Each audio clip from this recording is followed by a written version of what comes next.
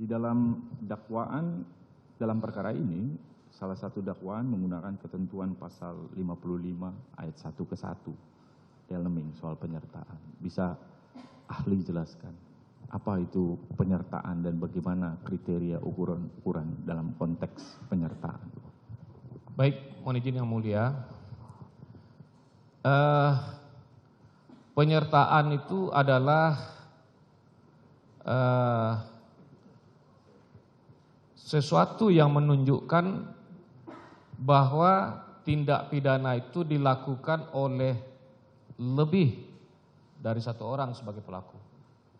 Jadi dalam hal suatu tindak pidana dilakukan oleh lebih satu orang sebagai pelaku, maka itu akan berkaitan dengan sebuah ajaran dalam hukum pidana yang disebut dengan penyertaan atau deelneming dalam bahasa Belandanya.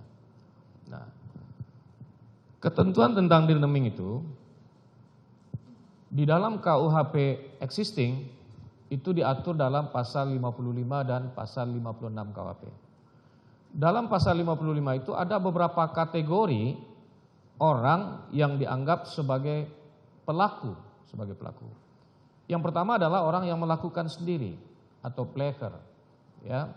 Kemudian yang kedua adalah orang yang menyuruh orang lain melakukan atau doenplegen. Kemudian yang ketiga adalah turut serta melakukan atau medeplegen. Kemudian yang keempat adalah menggerakkan atau menganjurkan orang untuk melakukan kejahatan dengan cara-cara seperti yang disebutkan dalam pasal 55 itu, ya, yang dikenal dengan sebutan leadlocking. Kemudian yang terakhir adalah membantu melakukan atau medeplichten.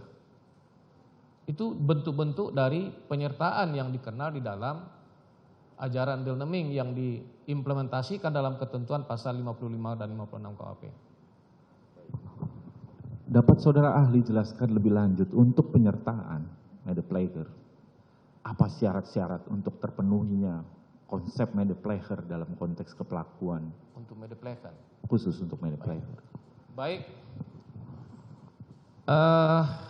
Medeplegen itu terjadi pada ketika ada beberapa orang secara bersama-sama melakukan suatu tindak pidana dan apa yang dia lakukan itu adalah merupakan hasil dari sebuah kesadaran bersama di antara mereka-mereka yang terlibat dalam peristiwa itu, yang dikenal dalam kepustakaan yang disebut dengan adanya meeting of mind itu. Jadi ada semacam kesadaran bahwa mereka saling bekerja sama. Nah, kemudian yang perlu diperhatikan dalam kaitannya dengan medeplegen itu adalah bahwa tidak mungkin semua pelaku peserta itu akan mewujudkan semua unsur delik. Bisa terjadi bahwa satu orang memenuhi sebagian unsur delik, sebagian orang lagi memenuhi sebagian unsur delik yang lain, ya. Nah, akan tetapi meskipun demikian, saya beri contoh misalnya si A dan si B. Si A itu adalah medeplegen bagi si B, sedangkan si B adalah medeplegen bagi si A. Jadi harus ada semacam kerjasama yang erat dari mereka bahwa mereka tertuju pada suatu titik yang sama, yakni kejahatan yang akan dilakukan itu. Kalau dalam kejahatan pembunuhan misalnya mereka tertuju kepada hilangnya nyawa orang yang menjadi sasaran meeting of mind dari mereka. Jadi artinya kerjasama itu harus sedemikian rupa eratnya, ya, untuk kemudian bisa membedakannya nanti dengan apa yang disebut dengan medeplichten atau membantu melakukan. Baik. Tadi Prof sampaikan syaratnya ada meeting of mind, kesamaan kehendak di antara pelaku. Kehendak untuk bekerja sama, ya, itu mesti sama, semua punya kehendak yang sama. Apakah juga maksud kehendak ini kehendak untuk mewujudkan akibat delik? Artinya semua pelaku peserta punya kesadaran dan keinginan kalau 340 untuk menghilangkan nyawa dari si korban. Itu harus ada atau bagaimana? Ya, betul. Jadi semuanya harus tertuju kepada kehendak yang sama.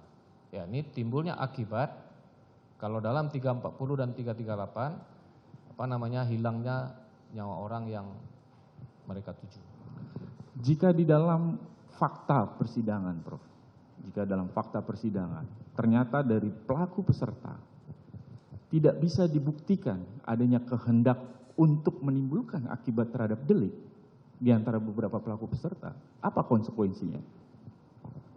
Kalau dia tidak memiliki kehendak yang sama untuk menimbulkan akibat dari suatu tindak pidana, tentu dia tidak bisa dikategorikan sebagai medeplekan. Dia tidak bisa dikatakan sebagai telah turut serta melakukan tindak pidana tersebut. Demikian. Baik.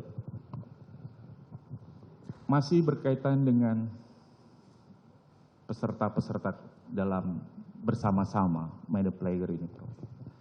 Apakah tindakan yang dilakukan oleh para pelaku mensyaratkan satu perbuatan yang aktif, yang memang gerakan secara nyata untuk memenuhi kehendak tersebut, atau dimungkinkan juga yang sifatnya adalah pembiaran atau sifatnya pasif? Mohon penjelasan dari ahli.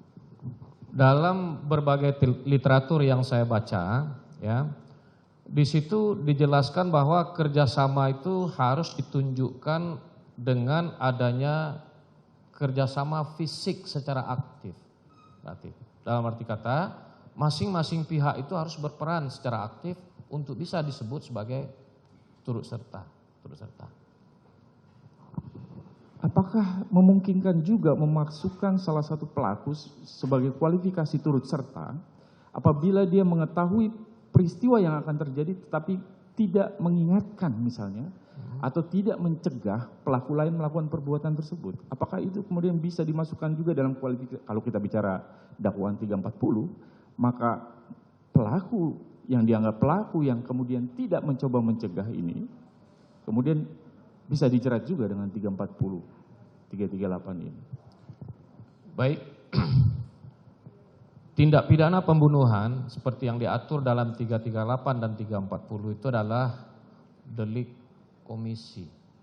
Artinya delik yang baru bisa dikatakan sebagai sebuah delik apabila pelakunya bertindak secara aktif.